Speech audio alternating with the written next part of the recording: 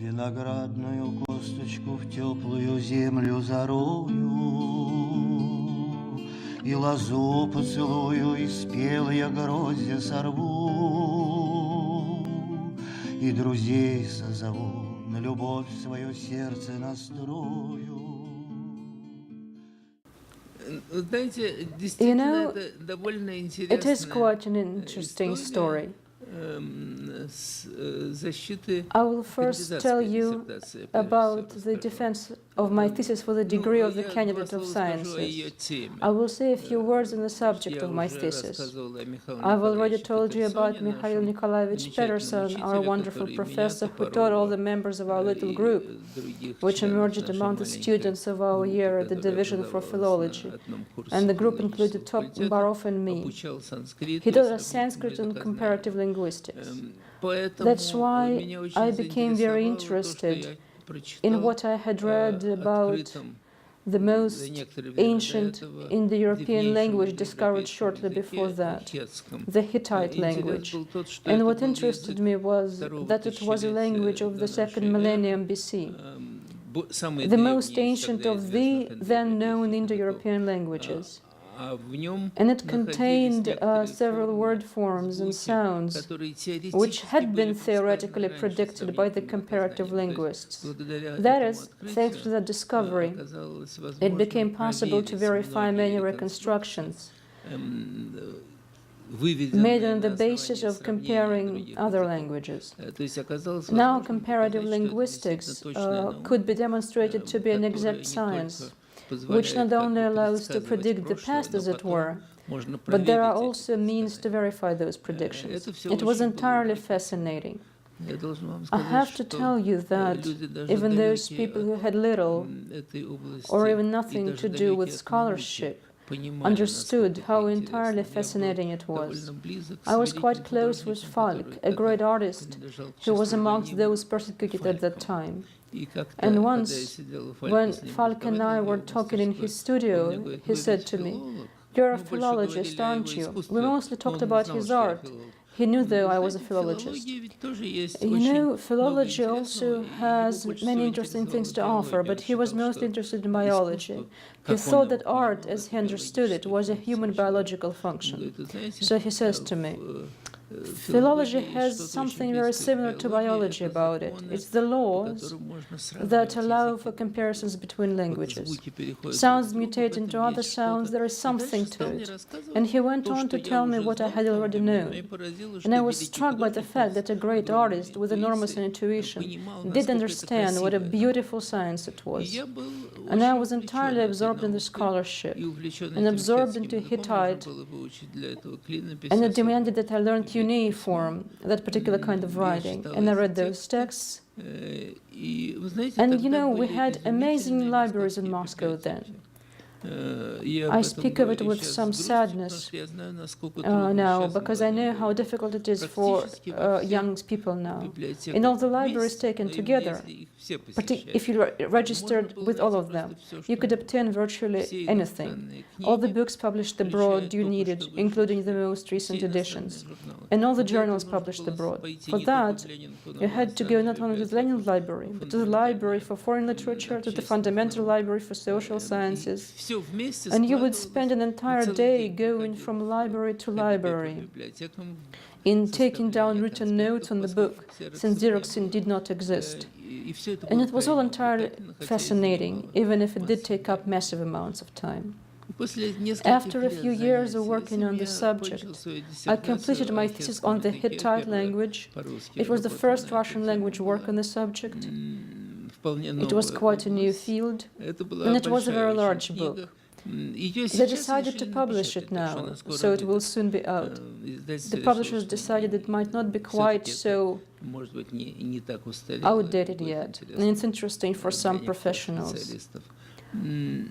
Вот эти My огромные readers два тома read those two huge прочитали мои volumes оппоненты и and пришли к arrived at the выводу, conclusion что that мне I could be можно awarded with a присудить не doctoral degree кандидатскую, а instead of the докторскую candidate's степень. degree. И устроили вторую A second защиту, defense was а held среди among оппонентов был the readers. такой There was a замечательный wonderful человек, как person, академик an academician, Vasily Васильевич Vasilievich специалист Struve, a specialist in Egypt. He possessed uniquely encyclopedic knowledge in his field, and his principal field was history of antiquity. I would come to him even before my defense to consult him, knowing that he wrote a few articles on the Hittite laws. Even though Egyptology was his principal field, he worked a lot on virtually all the ancient European languages. He worked on Sumerian a lot, and he told me at once, "You know, you discuss this particular Hittite form, but it's a bilingual text. You should look at Akkadian verbs, at Akkadian grammar. But on the whole, it looks very much like some word from an ancient Persian." That is, that historian, who also was a wonderful philologist, had all those languages in his head. So Struve received me and my work very well and praised in his evaluation, and another reader was Freeman, a correspondent member of the Academy of Sciences, a specialist on Iran, and an excellent specialist in ancient Indo-European languages. He wrote one of the first Russian language works on the Hittite language. They, as did other readers, proposed awarding me with a doctoral degree. Quite a few other evaluations had been read out, and the academic council made its decision accordingly. I was supported at that time by a person who had by then become the chief authority in linguistics. Even though Stalin was dead already, it was the year 1955, still the Soviet hierarchical system was still in place, and in every field of science there was its own deity of sorts who decided everything. He was a wonderful scholar, though, a very difficult person. Viktor Viktorovich Vladimir Vinogradov, an academician. His being difficult was partially explained by his harrowing biography. He had been arrested and exiled 3 times. He told me quite a bit about it. He hated the Soviet regime. But he said that the first inquest was the most agonizing. He was involved in the so-called Slavists case. It was the year 1934. He was relatively young then, and all eminent Slavists were arrested. They were charged with having connections with Roman Jacobson and the Prince Trubetskoy, and this will be important for my further story. Jacobson and Trubetskoy had already emigrated by that time. The Slavists were interrogated very cruelly, and Vinogradov told me that when the investigator kept convincing him that he was in fact a fascist, it was extremely difficult to withstand that long interrogation. After the first jail term in exile, he was exiled for the second time to Vyach.Kiev. And you know Ushakov's wonderful dictionary. Vinogradov is one of its few authors, and his name is not listed in one of the volumes because he had been exiled that year. But Ushakov, an old man and a very good man too, helped him by writing a letter to the government where he stated that he could not go on publishing the dictionary. And the dictionary is published according to Lenin's decision and so on. It's the principal Russian language dictionary, and it cannot be published without Vinogradov. And Vinogradov was brought back from the exile. He was arrested for the 3rd time during the war. It was a heavy blow. He barely survived it. But it was the following fact that was particularly harrowing. He was hounded. A thick volume of the Russian language was published, and the Literaturnaya Gazeta, or the literary newspaper, ran an article on his book titled "It's Not the Russian Language." Everything was horrible. But he was elected a member of the Academy of Sciences because the Academy of Sciences had been far more independent than it became since. It really could elect major scholars. It was still possible. And suddenly, the time comes when Stalin becomes interested in linguistics. And someone had to be found to be appointed the chief authority.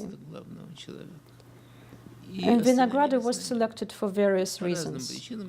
I won't do any guesswork now, although I can see why it happened. Mostly because national and maybe nationalistic ideas were gaining strength in the government. And since Vinogradov was Russian and a Russian Orthodox, which he never concealed, and moreover had been persecuted for that very reason, At that juncture, it turned out to be advantageous for him. It was in the spirit of the dominant ideology of the time, which was no longer Bolshevik, but it was something entirely different, and I think it largely continued later. And that exaltation happened. He became chief. It was very difficult to bear. It was the moment when we made a close acquaintance. He treated me very well, and I can say that being young as I wasn't very surprised, but there was something to be surprised about. In general, he treated people and his scholarly colleagues with certain arrogant and ironic contempt. He simply despised the largest part of the rabble around him. Sometimes he had grounds for that, sometimes a mere trifle could trigger his derision. You see, scholars are such oddballs. They are funny people, and there is always something to mock. And given his acerbity, he made extensive use of it. I was an exception. He wanted very much to help me in various ways, and did give me the help he could give. He helped me travel to an international linguistics congress, which at the time was almost impossible for a young man. And to top it all, I was absolutely not involved with the Communist Party. Not only wasn't I a party member, but I also did nothing that would be related to its affairs. People were obliged to do something of the sort of the time, and I did nothing that would have allowed to praise me for being active in the public life. That's why I would have never received the requisite paperwork.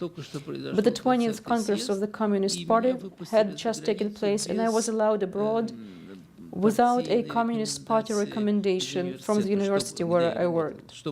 It was odd, but it was Vinogradov who achieved it. I have to say it was a wonderful experience, because it was a linguists' congress, and I saw all the greatest scholars who came to Oslo, Norway, for that congress. There was the great Roman Jacobson, whom I had previously met when he visited Moscow. There were two truly great scholars, Benveniste from France and Kurilovich from Poland, and I adored and studied them both.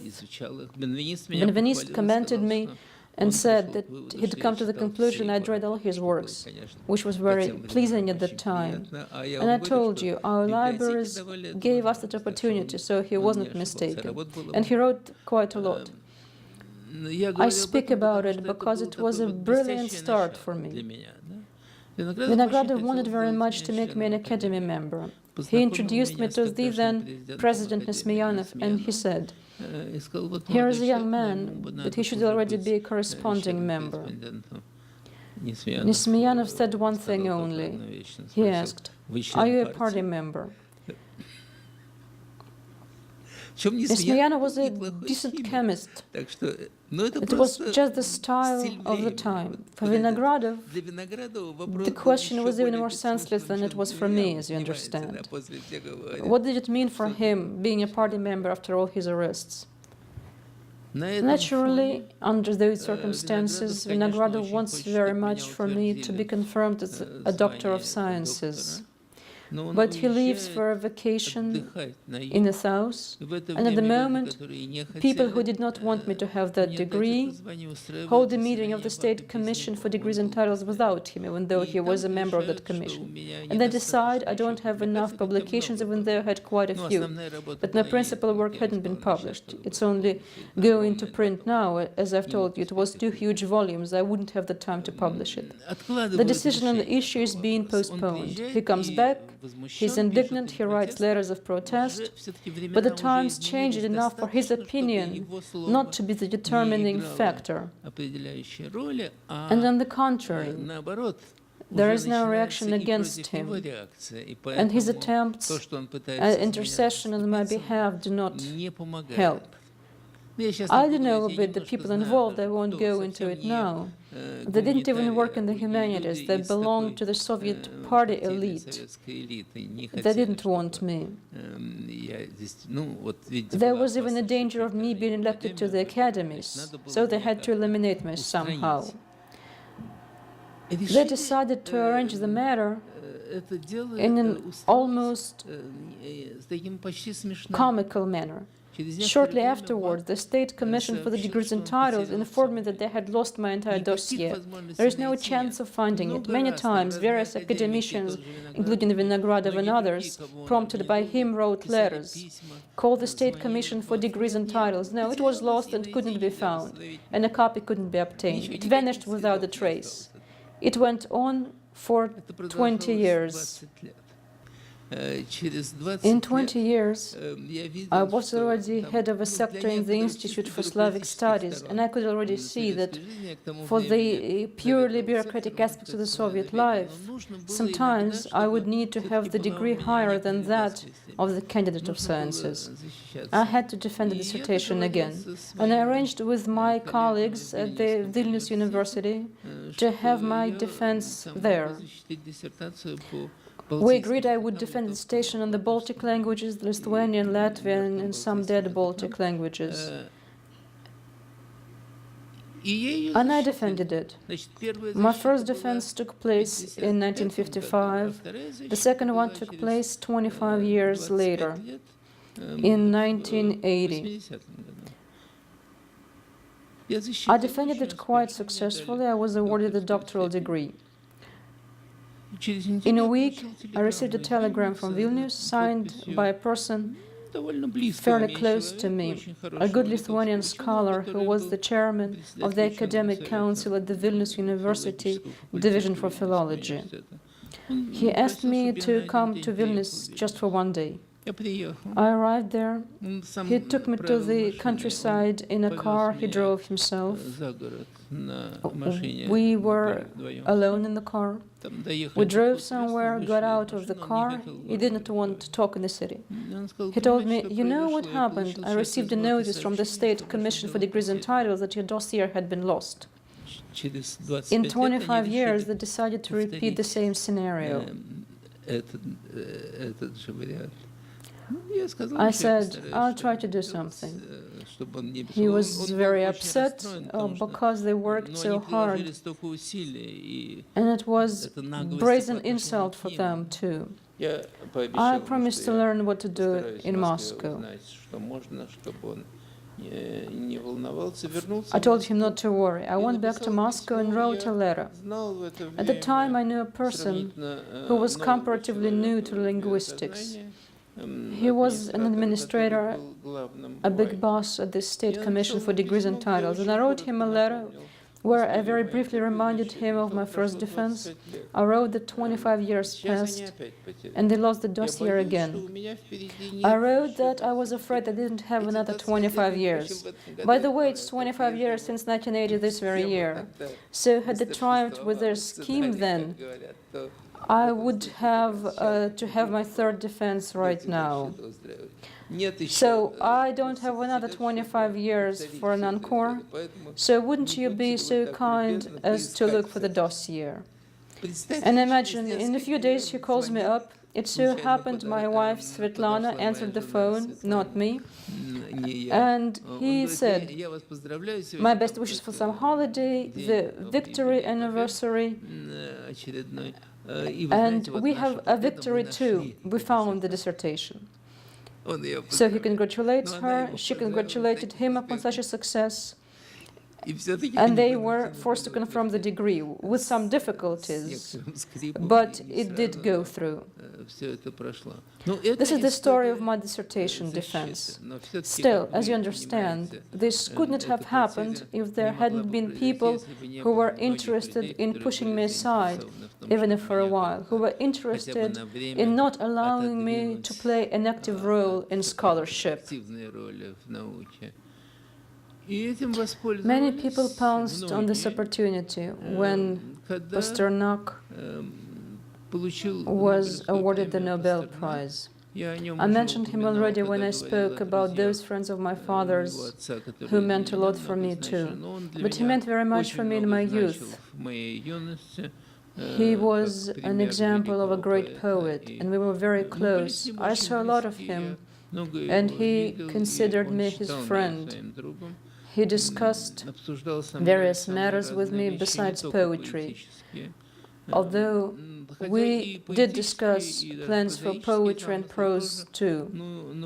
For instance, we spoke in great detail about his plans for his future novel.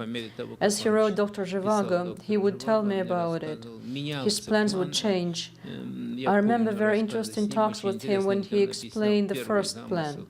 It was conceived as a philosophical novel dwelling on his religious philosophy. That's why he chose such a hero, in order to briefly expound things that with any other character would have had to be expounded in great detail and so on. I was the first reader of the manuscript. It was quite literally a manuscript. It was written by hand. He gave it to me to read the entire second half of the novel, the story of Lara's affair with Zhivago when they are in the Urals. I was its first reader. As Solzhenitsyn would say later, making it a single word, its first reader. He and I spoke a lot and in great detail on many things in life.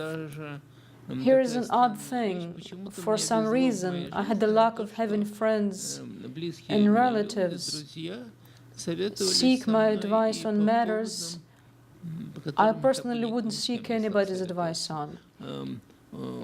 He sought my advice on his very complicated family problem. He was hospitalized. It was right before the Nobel Prize. And when I came to visit him as he had asked me, he would tell me how difficult it was being in a hospital because anybody could gain access to you. He told me that such and such person came to see him and started trying to talk him into leaving his wife and marrying his mistress Ivinskaya. And he proceeded to tell me everything in great detail and to ask my advice about this situation. But I was quite a young man, and he was a man of an advanced age, as I thought, a great poet, and I had to tell him my opinion on the matter. As you can imagine, it was an incredibly difficult situation. I didn't know Ivinskaya then. He introduced us later, during those difficult days of the hounding after the Nobel Prize. Then he got the Nobel Prize. He and I met every day then, and I took part in compiling the letter, which Ivinskaya literally forced him to sign. And to me and to Tsvetaeva's daughter, to Pasternak's friends,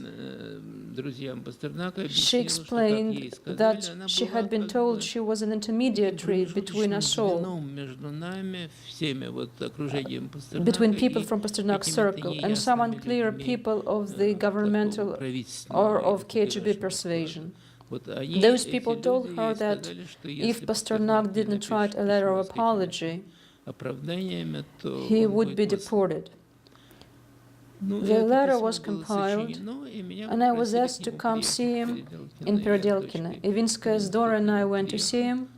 He was waiting for me outside, and he said, "Yes, it's about that thing. But you know what I'm thinking? In the history of Russia, there were instances of people greater than me finding themselves in emigration. For instance, Herzl Lenin. Mentally, he was almost ready for being forced to emigrate. And he says, what do you think? Whom I will be deported with?" Again, that was a return to that family subject. And surprising as it sounds, it was his principal problem, you see. Yes, he could leave the country, but what to do? There is a family he doesn't want to part with, and there is another woman, and he doesn't want to part with her either. And it's clear he can't take them both together. As surprising as it sounds, it was the principal problem. And I will also tell you that at the time when Solzhenitsyn and I were really close friends before his deportation, he told me once, "We absolutely must talk." And he asked for a private conversation. He came over, there were only two of us, and he said, "You knew Pasternak's story. Why did he refuse the Nobel Prize? What happened?" I told him all that, about the family problems, etc., and he told me very firmly, in my case, it's quite impossible. I would have solved that. So everything is okay. It means he was preparing a Nobel Prize for himself, but he wanted to know in advance what could possibly get in the way. And he was quite reassured that he did not have a similar problem. He knows how to deal with women. I'm going back to the time of Pasternak's Nobel Prize. Even though he wrote and signed that letter to the government, the text which I brought him, the text which was compiled with me present, it was written down in my handwriting, but mostly it was compiled by Ivinskaya according to the directions of some of those people, and Ivinskaya's daughter, Tsvetaeva's daughter, and I were present as the letter was being compiled. Pasternak said he was ready to sign that letter, and he inserted one sentence only. It was the only sentence he wrote. And even though the entire text is now being published as his, even in his collected works, it's not correct without qualifications. Later, Pasternak very much wanted people to know he hadn't written that letter. Once we had a lot of guests at our place, and he came at lunchtime, I think, and he said something like, well, you know that letter, I didn't really write it, and pointed at me, here is the person who wrote the letter. But there was one sentence he wrote, though. I'm tied to Russia by birth, life, and work, and I do not conceive of my destiny and separation from and outside of Russia. That really is his thought, and he insisted on it, and later he and I talked a lot about it. That is, he was glad afterwards he didn't emigrate, although, you know, he fell ill quite soon. Nobody knew the cause of cancer, but he had fulminant cancer, and I think his disease was to a degree connected to everything that had happened. He was still being persecuted and hounded, and even though the newspapers didn't publish anything anymore, nevertheless, he was stopped on the road by a car. It happened in February of the following year, and he was brought to Rudenko, Attorney General, and he was told that his contacts with foreigners were enough to bring legal actions against him, which other people would be involved in. That is, he was blackmailed with threats to Ivinskaya again. And you know that Ivinskaya and her daughter were arrested right after his death, so alas, those threats were quite real. They were arrested on the charges of receiving payments for Dr. Zhivago, and he had wanted her to receive payments for the novel because he thought he wouldn't have written it without her. So the situation was really serious. It concerned me too. I learned about it in a manner which now seems almost ludicrous. The wife of my then chair of the university department, Professor Zvegintsev, chair of the Department of the General and Comparative Linguistics, she approached me and said, Vladimir Andreevich wishes very much to see you. Come to the exhibition at the Kuznetsky Bridge. There is a sofa in the middle. Sit down in the middle of the sofa. See a real spy novel, a thriller for today's television. I did as I had been told, and Zvegintsev, a handsome, lean person, pretending not to know me, passed me by and sat down with his back to me. And turning to me slightly like that, he said, there is a case being prepared against you. You will be fired from the division for philology because you supported Pasternak with Dr. Zhivago and because you supported Roman Jacobson at international congresses. Be prepared, but it will happen quite soon. Later I learned that he was a member of the official commission and signed that commission's decision against me. But he still thought he had to let me know somehow. Being afraid at the time, most people around me were convinced I would be arrested. The fear was incredible. When Pasternak was expelled from the Writers' Union, they held the general meeting of writers, and Korneliy Zelinsky, a critic, spoke there and said that Pasternak must certainly be deported, but those who supported him had to be fixed real well too, and there is such and such. when I wrote an article where I spoke against Pasternak's poem, against his Christian poems, which had been published in Russia. Ivanov publicly refused to greet me. That did indeed happen. I didn't greet him, and I publicly explained to him why I didn't. Because before my very eyes, he's Pasternak embraced, and just a week later he published that article of his. So I mostly refused to greet him because of his ugly behavior, but he didn't go into those details. Then our wonderful parodist, humorist, and also critic, Zinovy Paperny, wrote an entire poem on the central house of literati, and it had the following lines. K. Zelinsky speaks there and plunges the audience in confusion and offers just in case to send his friend's son to jail. Zelinsky was Всеволод Ivanov's friend, and he said, I am a friend of Всеволод Ivanov, but his son must be arrested. Many of those present took the threat quite seriously, and one of them was the poet Slutsky, who was a friend of mine at the time. I was a close friend of the poet Samoylov, and he was very close with Slutsky. Slutsky and I met quite often. Slutsky phones me the morning after the meeting where Zelinsky spoke, and he speaks to my wife in an altered voice, and she tells me, something strange is going on. It was Boris, but he did not say who he was, and he spoke to me in a very strange manner. I take the phone, he does not address me either, and he says, we've decided to go to the second-hand bookshops. I'm waiting for you at the Stone Bridge. Here is the same spy rigmarole. And there he explains things to me. He says, you will certainly be arrested. He puts it in a funny way then. The thing is, you approach life ethically, and it should be approached politically. That's on the issue of my attitude to politics at different times. I think his wording was correct. Some people simply disappeared and never visited us again. Many years since, I saw a certain writer, and he said to me, you know, I should apologize to you. I used to visit you, and when that happened, I got scared, and I never visited you again. Frankly speaking, I hadn't noticed it then.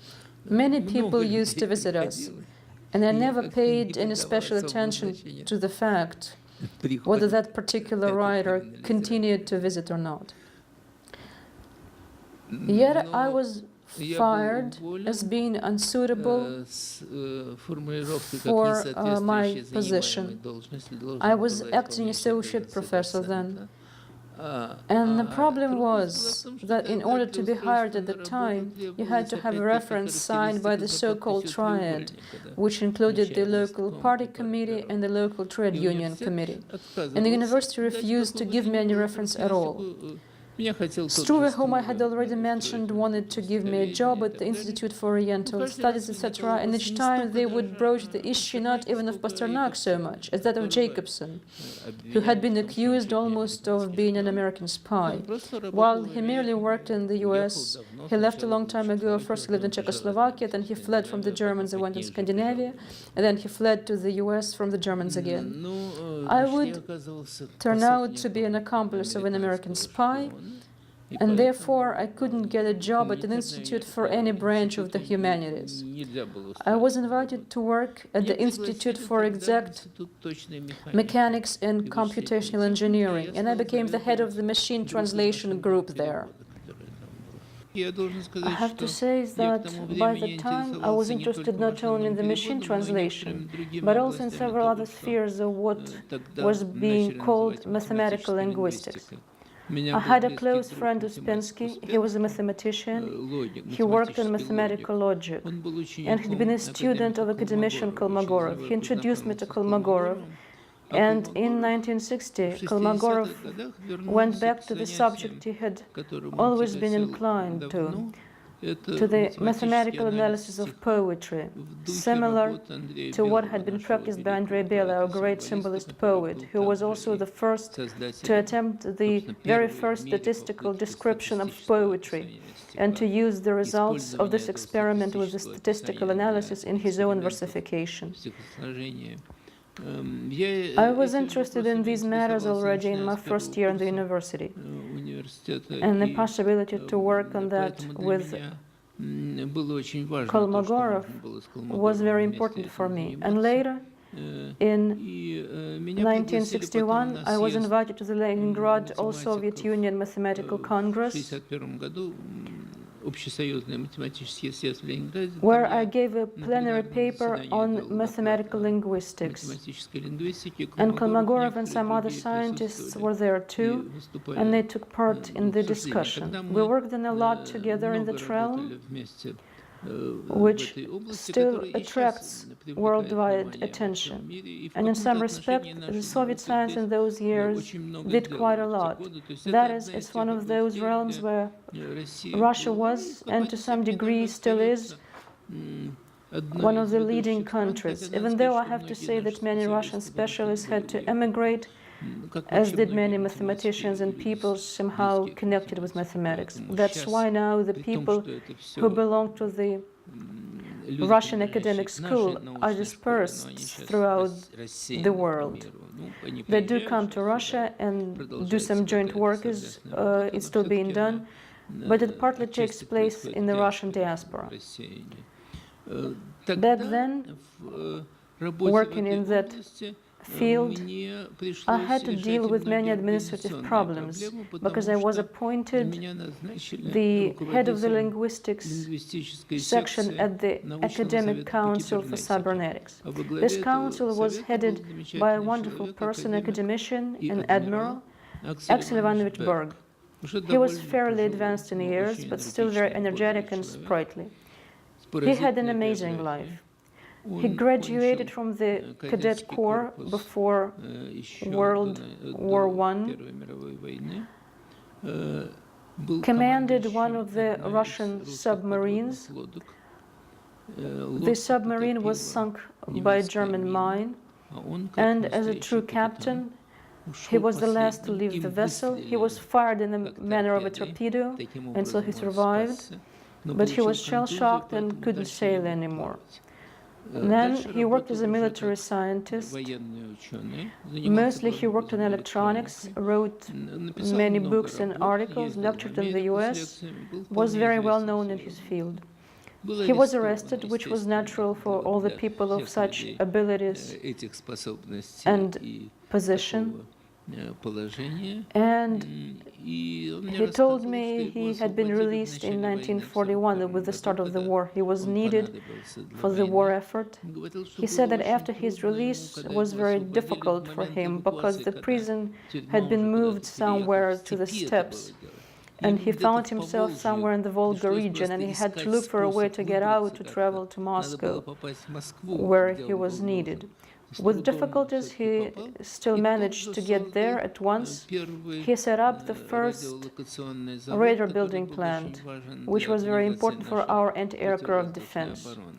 He was a genius when it came to administration. He told me he had set up quite a few plans. I don't want to name the wrong figure now. These were defense industry plans, first of all. Then he was appointed deputy for science for the defense minister, and he occupied that position for quite a long time, up until a very serious heart attack. When he had that heart attack, he had to quit his position. It was impossible to remain there because it was an extremely demanding position physically. He was made head of the Council for Cybernetics, which was very important because previously cybernetics was considered a bourgeois pseudoscience. Being a military person fully armed with everything the Russian army needed, he succeeded in ridding cybernetics of the pseudoscience label.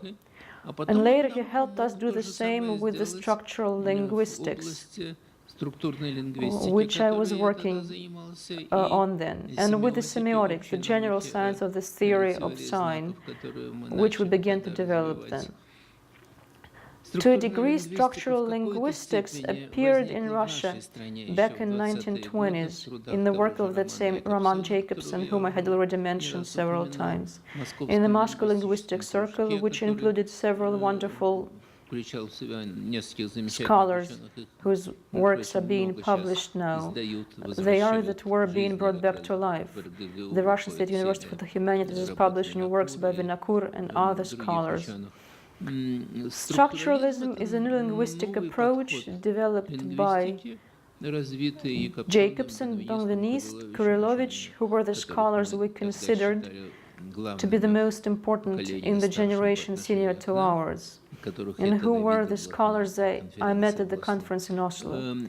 It was the field of knowledge which for a time was being hidden, concealed from us, although its roots go back to our scholarship. And some of the university professors, such as Patterson, were very close to structuralism. But the official line in linguistics and in other humanities was directed against formal approaches, against attempts to bring these branches of learning to the exact sciences. My Professor Patterson was in favor of this new approach, and I owe my early understanding of the importance of that sphere to him too. I discussed the elements linguistics had in common with logic with Ouspensky and with other friends of mine who were mathematicians and logicians. We linguists study signs of various kinds, as do mathematicians and logicians. Signs as words, signs as figures, signs as conventional symbols. It is important for various branches of the humanities and for natural sciences.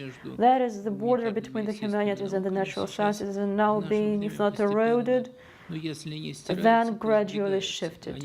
They turn out to be very close, and what is very important in that respect is semiotics as a new science. We attempted to begin developing semiotics on a very broad foundation, which included studying not only the regular languages, which we call natural languages. Many of my students and graduate students worked on comparing natural languages and artificial languages, languages of logic. There were dissertations supervised, and we worked jointly with logicians. We had joint seminars with logicians. One of them was held at the Institute for Chemistry. It included chemists, logicians, linguists. At that moment, we were indeed closely united. And in that, we were assisted by the Council for Cybernetics. Berg supported such broad approach to various sciences. And I think we achieved quite a bit. Most important was the active participation of young generation, which was quite green then. Graduate students and even seniors took part in our work and quickly received many interesting results. Finn and Lahuti, scholars now well known in the RSUH, began working with me in one of the laboratories which had then fairly practical purposes. But on the way to achieving those practical goals, we had to develop new fields of knowledge. In 1962, we had a large symposium. It was virtually the first symposium in the world devoted to semiotics, the science of science systems. And we had sections on each of the sign fields.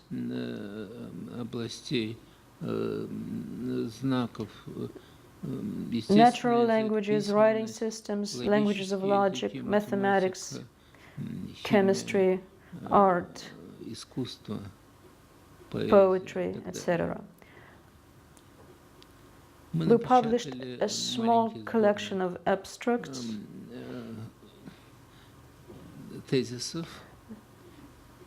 the collection was soon seized, There was a group of people at the Institute for Slavic Studies where I went on after living through the quarantine of not being allowed to work at the Institute for the Humanities. I had decided not to join Keldysh. Instead, I joined the Institute for the Slavic Studies, where I was made head of the sector for structural typology, set up after the decision of the Committee General of the Academy of Sciences. Berg was the person who initiated the decision to set up several new sectors in structural linguistic semiotics. I told you Berg was an administrative genius. He set up a system of new organizations across the Soviet Union. Not only did he bring the sciences themselves back to life, he also set up groups that immediately began active work. Berg attended all the sessions at our symposium and so on. He was always wearing his admiral's uniform. He told me, I'm a Russian general. My father was a Swedish general. My mother is an Italian singer. He was of a mixed origin, of which he was intensely proud. And he was a remarkable person. He belonged to those families where military service was a family tradition, which did massive service to Russia, without always being rewarded for his work. But his role in our story is colossal. He helped to bring about the ultimate defeat of Lysenko. He did an awful lot for reorganizing science. And he understood much, and he behaved always in a very smart way. I always remember him as a very remarkable person. So we managed to do quite a lot, but somebody squealed to the Central Committee to the Communist Party. At the time, opposition to everything done in the spirit of the thaw was rearing its ugly head. There was a certain Ilyachov, a party ideologist, a secretary for ideology at the Central Committee of the Communist Party, and he prepared an entire report against us, which depicted us as true enemies. A commission was formed which included Berg. He defended us, but the commission had to submit to Keldysh, the president of the Academy of Sciences, its report on why we had held that symposium, whether there might have been something hostile to Marxism and so on. Quite a lot of time was expended on those essentially idle talks. Berg succeeded in preventing any harm coming our way, but it was getting in the way, mostly because the bosses used that as a pretext to stop publications. I have already mentioned that our published abstracts were seized. Remember I told you what happened to Boris Ivanovich Seremetnikov's dissertation. Now I have to go back to that not entirely appropriate subject, because the seized copies of the abstract emerged a couple of years later in the toilet of the Institute for the Slavic Studies. By the time, the abstracts had been published in various countries, translated into various languages. They could be considered a rare book, but at the Institute they were kept as something inimical, and apparently at some point it was decided to get rid of them, and they emerged as our toilet paper.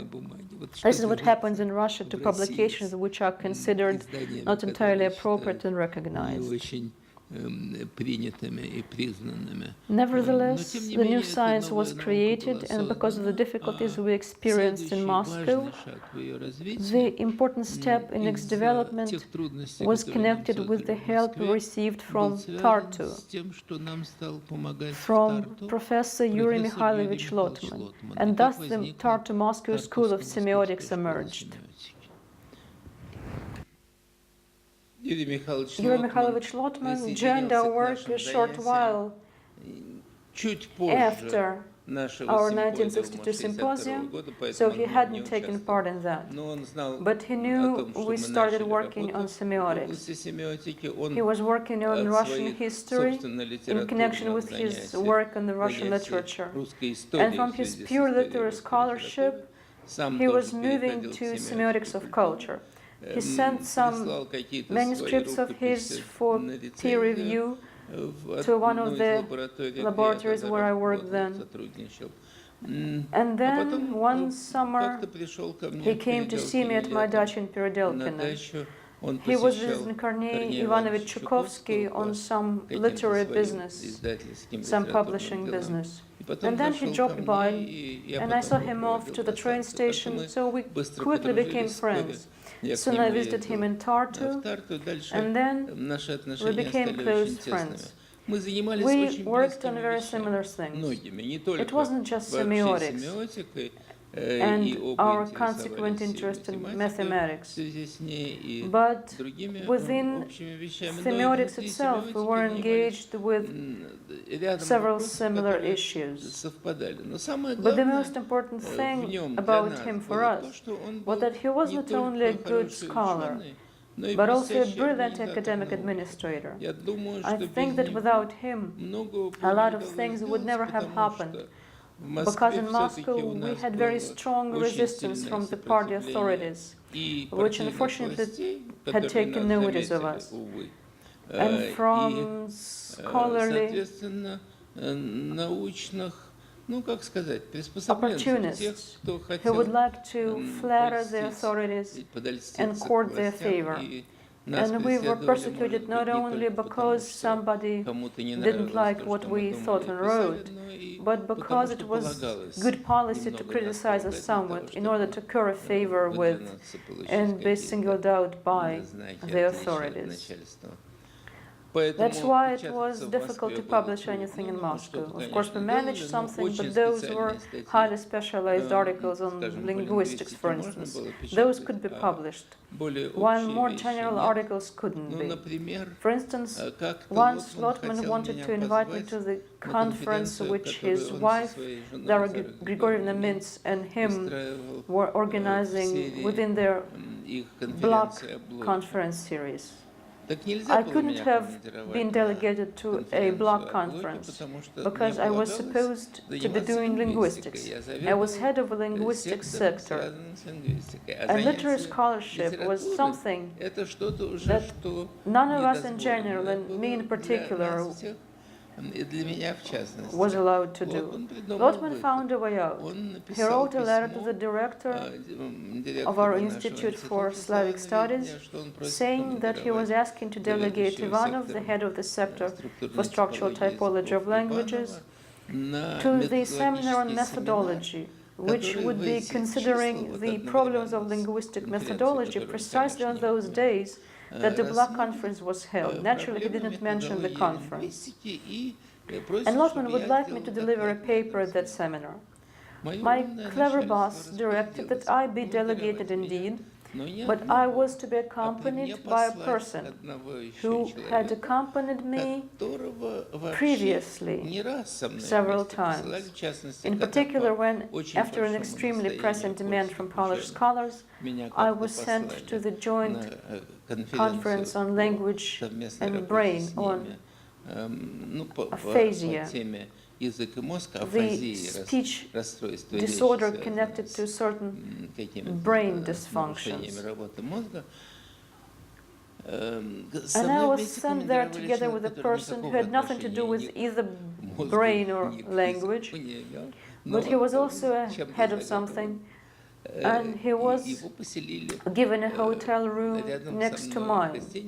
And once I was late visiting some Polish linguists, and I returned to the hotel way after midnight. And just imagine it, he was waiting up for me by my room's door. He said he was very worried about me. What did he think I would be doing at night? Why did he have to check on what shape I would be in once I arrived at the hotel? This is still a mystery to me. Interestingly enough, he stayed in the room next to mine in the hotel, and when my wife and I entered our compartment on the Moscow-Tartu train on our way to the block seminar, that guy, Smirnov, was in the next compartment. What was most remarkable, though, was something else. Lotman decided to have that seminar. If that Smirnov is coming, everything should have been by the book. Of course, I took part in the conference, but the seminar was to take place. It was scheduled for some morning. Everything was fine.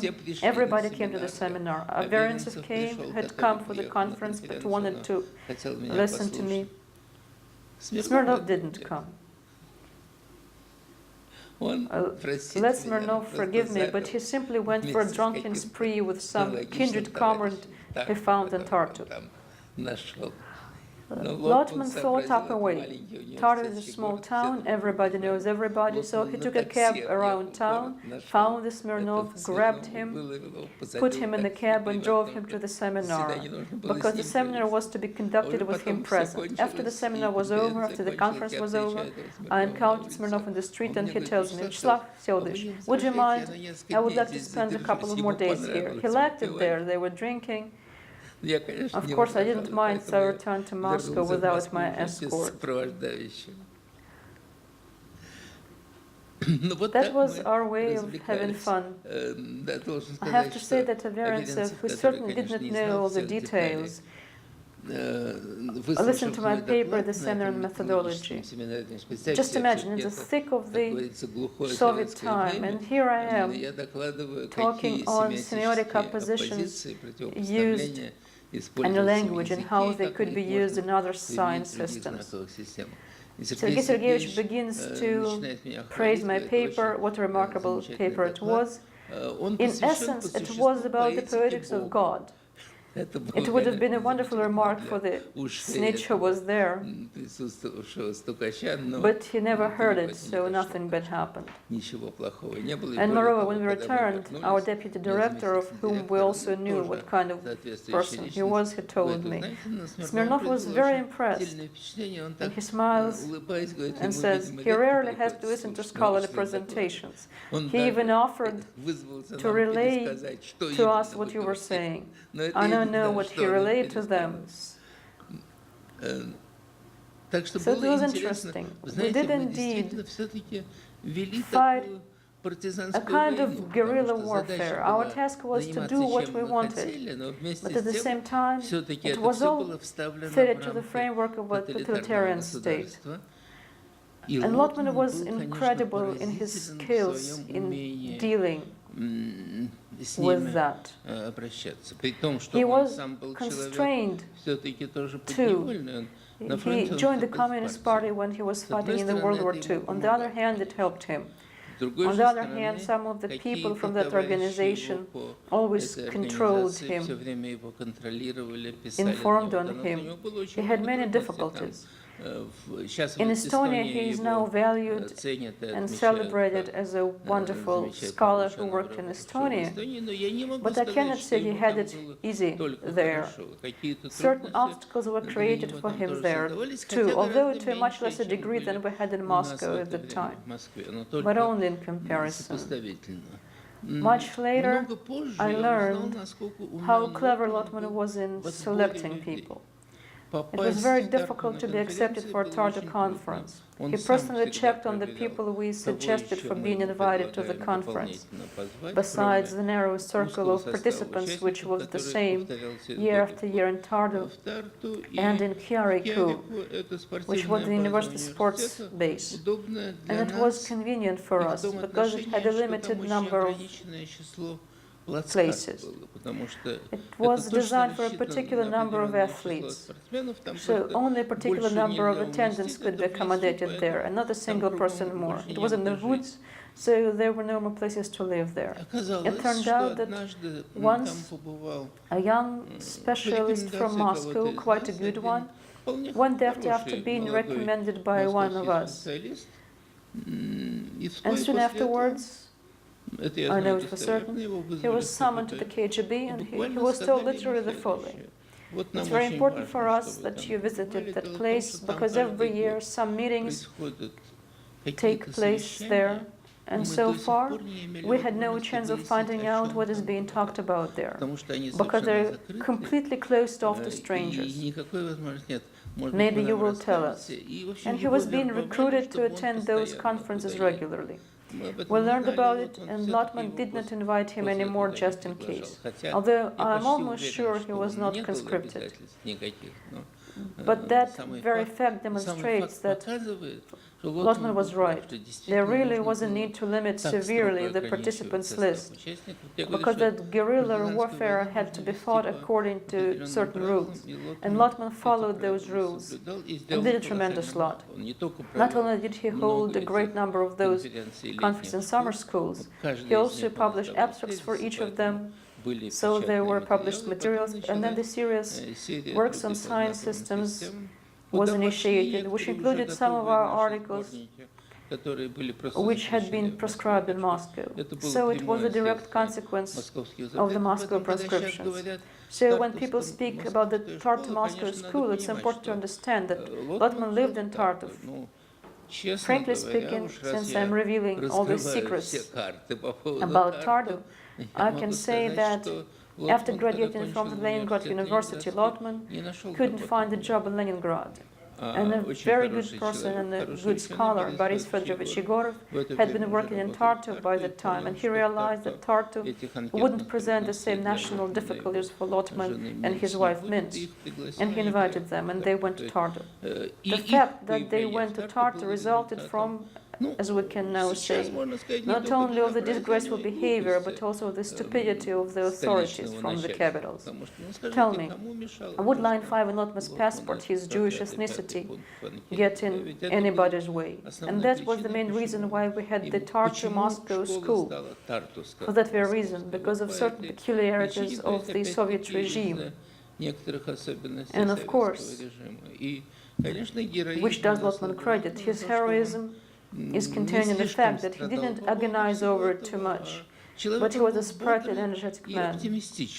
And he had a lot of the Russian officer.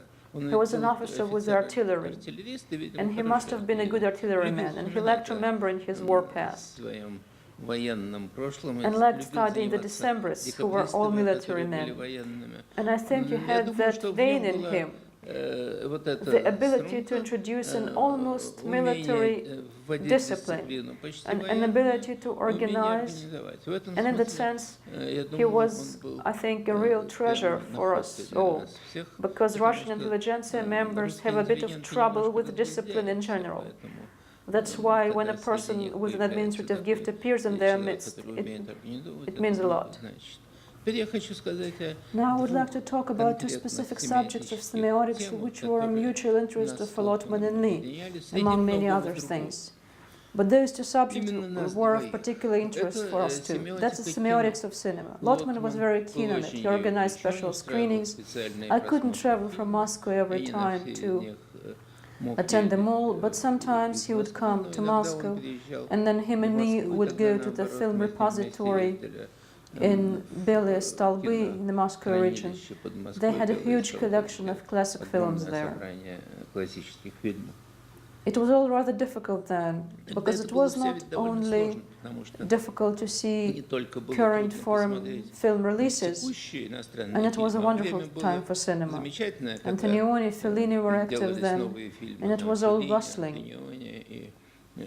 Cinema was one of the principal forms of art.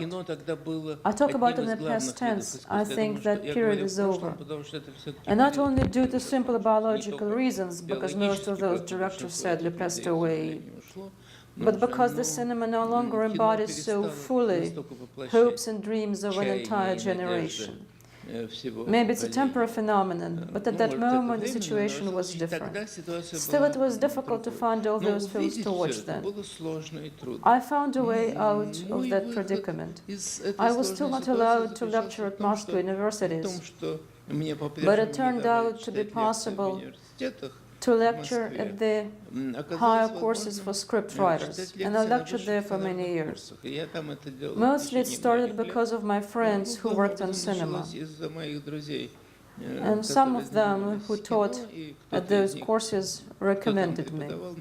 I was pleased with the arrangement because, as my main reward, I was invited to all the screenings of the new and old films, which were also difficult to find to watch. When Lotman visited, it was possible to arrange that for him too. Eisenstein was the principal subject I worked on then, and the subject interested Lotman too. Eisenstein is not only a great director, but also a wonderful art theorist. Most of his works on this theory of art hadn't been published then.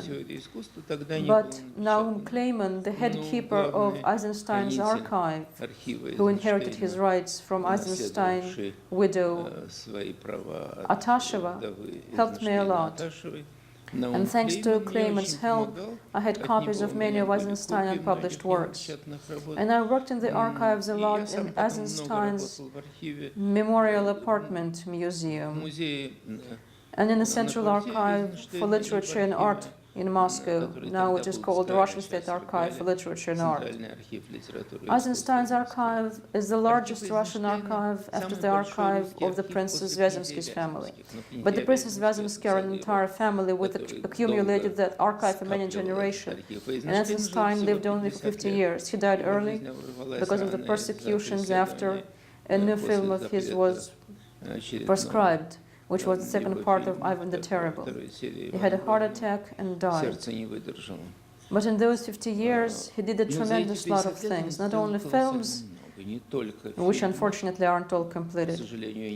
His life reminded me in some ways of my father's.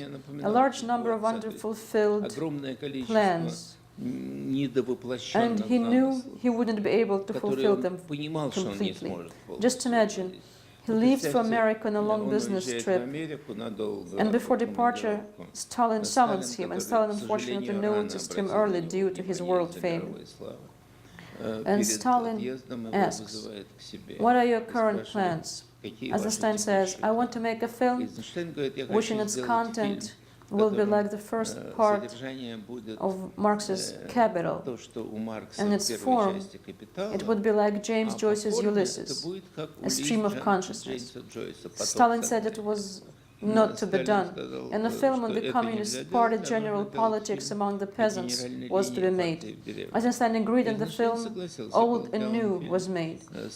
Here is a huge problem that we have to keep in mind always when studying the culture of the time, that artists wanted to do something, but could only do it within the prescribed framework. Like Lotman and I could only do something because Lotman knew how to fit our work into the stereotype of the time. We had it easier. It was, after all, after Stalin's death. And during Stalin's lifetime, the problems that people like my father, Pasternak, Eisenstein, had to solve were far more complicated because they had to manage to do something within an incredibly stifling framework. On his desk, Eisenstein had a slogan by Cézanne, "Réaliser," that is, implement, give embodiment to things. His principal fear was that he wouldn't have enough time to do everything he wanted to, and hence his fantastic amount of work he did. In many manuscripts I found the note, "It's snowing, shooting is impossible, so I'm writing." That is, he was very much afraid of wasting a single day. If he couldn't shoot, he would write. Something was to be done every second, every minute, and certainly he managed to do a lot. I saw him as the principal predecessor of the potential semiotics of cinema, which didn't exist in Eisenstein time, and nobody had even ever thought about it. And certainly he was ahead of many people. Later, greats such as Pasolini and Italy attempted to join together modern cinema and modern cinema studies, but Eisenstein was unquestionably the first in this. This is acknowledged throughout the world, and the manuscripts that remained secret then are published now. The most important one is method and Grundproblem, the method and the principal problem. According to Eisenstein, the principal problem of art is that art must express the unconscious image system. Without that, art's external form is impossible. But at the same time, the artist must know how to invest this unconscious image system, this archaic image system inherited from the ancient times, with the modern content. How to combine the two. I found many similarities with the key issues in Thomas Mann's works in his Dr. Faustus novel, where a similar problem is being solved by a German composer in the time of Hitler. I think that to a degree Eisenstein is the Russian Dr. Faustus. The problem is whether he really had to enter a pact with the devil, as Thomas Mann thought. I think he managed not to have done it, although the problem tormented him. And that pursuit of mine brought me once again to the great Russian psychologist Vygotsky. Vygotsky was Eisenstein's close friend, and after Eisenstein's return from his trip to America and Mexico, the trip was interrupted after Stalin intervened. Stalin sent a telegram that he suspected Eisenstein of planning not to return to the Soviet Union. Eisenstein had to drop the films and return to Russia because he wanted to live in Russia. He didn't want to emigrate. And after his return, he started a small home seminar with Vygotsky and Luria, Vygotsky's young colleague, and to a certain degree, Vygotsky's disciple. And I had an opportunity to work with Luria a lot. Luria invited me to his laboratory, where he studied the brain and aphasia at the Burdenko Institute for Neurosurgery. And I devoted a few years to this work. And then I went on to study not only the left side of the brain, which is afflicted in cases of speech disorders and aphasia, but the right side too, as well as the asymmetry of the brain sides in connection with semiotics. Yuri Mikhailovich Lotman was also very much interested in it. This is an entirely new field that is called neurosemiotics, that is, semiotics concerned with the nervous system. And it is a science of the future in the sense that it is here, that it studies humans, which makes it a branch of the humanities. We do study human psychology, and we study science systems and language and music, etc. But for the first time, we study human activities while comprehending the biological aspect of all that. Here, the humanities and natural sciences are joined together, and that's why Lotman was so keen on it, as I was at the time.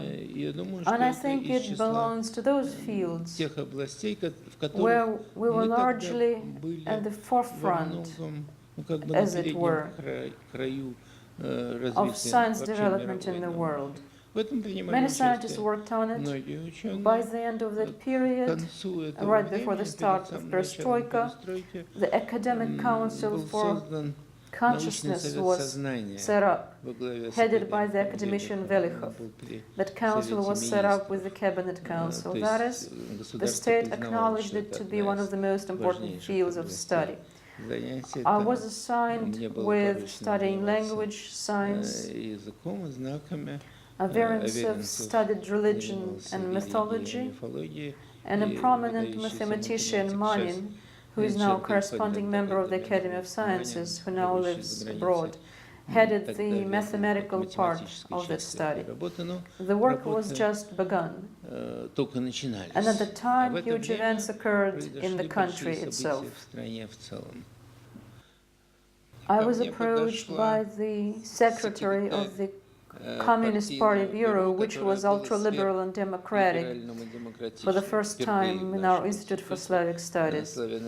She really was a very good person whom everybody liked. She had been elected. She approached me and said, "You know, we're having a meeting soon. We will propose you as a delegate from the Academy of Sciences. What do you think?" And we had a rather detailed discussion. On the one hand, once I promised myself that if something that I considered sensible would be undertaken in the country, I was not to avoid taking part in it. I had already cleared up that question with myself, no matter how difficult it was, that I was to participate. On the other hand, a lot of various problems which still appeared were to be discussed. тем не менее возникали. What was certainly very important for me was that Sakharov participated in that movement at that time. I had met Sakharov long before that, thanks to Petr Leonidovich Kapitsa, the elder Kapitsa, the Nobel Prize winner. I knew him rather well. He was my father's friend. But then we became friends too, and after my father's death, we met quite often. Kapitsa liked discussing with me the problems of our human rights movement, which I participated in. I always adhered to the position that one must try to influence the government. But I was against the idea of being in opposition for the sake of being in opposition. I always thought one had to have a dialogue with the authorities, and I was one of those two people who initiated the movements for signing letters on political issues. My friend Lev Kapelev and I started it in 1966. And in 1965, I tried to help defend Sinyavsky and Daniel, who had been arrested. And I mentioned already that Alec Volpin and I arranged a rally, and at that very time, I offered to Smirnov, the chairman of the Supreme Court, to act as public defender for Sinyavsky. Smirnov scheduled an appointment with me virtually the day after I had submitted that letter, and promised to sort of carry out those duties himself, that he had no legal grounds to allow me to do it, because according to the law, an organization had to propose me for acting as a public defender. Well, what could I do? Be it as it may, I participated in that legal human rights movement, and Kapitsa often discussed with me various questions pertaining to this matter. And once he told me about an Estonian human rights activist, Evold, who also wrote some letters proposing certain political freedoms. And a political legal action is brought against him in Estonia. And Kapitsa asked me to meet Sakharov, whom I didn't know then, to discuss ways of helping Evold. That was how I met Sakharov for the first time. We discussed something and found a defense lawyer who helped that human rights activist afterwards. And later, Sakharov and I met fairly often. And in 1979, shortly before Sakharov's exile, it so happened we both spent a couple of weeks in Sukhumi. I was vacationing there, he was vacationing there, and the above-mentioned Kopelev, my wife Svetlana's father-in-law, and his wife Orlova, Svetlana's mother, were also in Sukhumi. And the six of us met every evening. In the morning, Sakharov would work on his calculation. He was working in the Big Bang equations, the beginning of the universe. And he and I discussed his work quite a lot. And just the two of us, and other members of our group became unhappy. Why are you talking between yourselves and don't tell us anything? And Sakharov gave two lectures to all of us. One lecture was on the history of physics in the 20th century, and the other on time and space and the beginning of the universe. The end of that lecture was fascinating. Lucia Banner, Sakharov's wife, tells him, Andrei, you told us a lot about space and time, but you never once mentioned God. What can you say? He says, Lucia, how come you don't understand? God is something so immense, and what are such petty things as space and time? They have nothing to do with him. For Sakharov, serious ethical problems of religion meant a lot. Later, we were both delegates We met once at the offices of the Literatурная газета, the literary newspaper, when Perperova arrived from America, and she wanted very much to meet Sakharov. I called him, told him she wanted to meet him, and we met up and spent about 4 hours. The recording of that conversation exists, and one of us asked him about his attitude to religion. And he said he thought life merited a serious attitude, and a serious attitude to life is called religion. By the way, Pasternak told me something very similar. That is, it's not that something special, specific is being invented. It's our natural serious attitude to life. So for Sakharov, the thing we call politics was a part of the serious attitude of his. I could always see it in him, and in that respect we were very close to each other. That's why his exile to Gorky, to the city of Gorky, was extremely painful for me, and the fact that Gorbachev brought him back was for me a sign that things were becoming normal. That's why I was very glad to be elected a Congress delegate in the same group with Sakharov. You know that initially the Academy bosses crossed both him and me off the ballots the first time around. The elections were held without us, and Averyantsov was crossed off too. That is, we weren't allowed to be voted for. And even a protest rally was held in that connection. And then many of the official candidates were voted down, and the elections were virtually scuttled. And afterwards, under tremendous pressure, this then president of the Academy, an extreme reactionary, agreed to include us in the ballot. It was an additional ballot. The Congress began in May, and we were being elected in April. Almost 1 million people voted for us. That is, all the employees of academic institutes. Later, people even joked about me in America, that Averyantsov and I received more votes than Sakharov. And my explanation is that many of the officials knew Sakharov was to be fought against. And we were young, we were relatively unknown, just some other names appeared. And there was no well-mounted campaign against us. And the campaign against Sakharov was certainly active. Nevertheless, he received many votes too. At the time, it was already possible to go abroad, which I had been allowed to do for 30 years. And I flew in from America right before the Congress, and in the morning I came to the academic house to the Moscow group meeting. And I went to register, and somebody touched my shoulder, and I turned around and saw Sakharov, who entered almost simultaneously. Later, a very funny thing happened. You know, I checked on it only recently in the delegate lists. Almost all the delegates were party members. Even though it was quite a democratic Congress, Afanasyev used the term the aggressive and obedient majority, but the thing was, the majority in any case belonged to the ranks of the Soviet party officials. They could be very liberal and decent people, but nevertheless they were bound by their history and traditions. Sakharov and I could sense it very well, because once, even before the Congress began, a party group meeting was announced. And we had the meeting of the Moscow delegate group scheduled for that very time.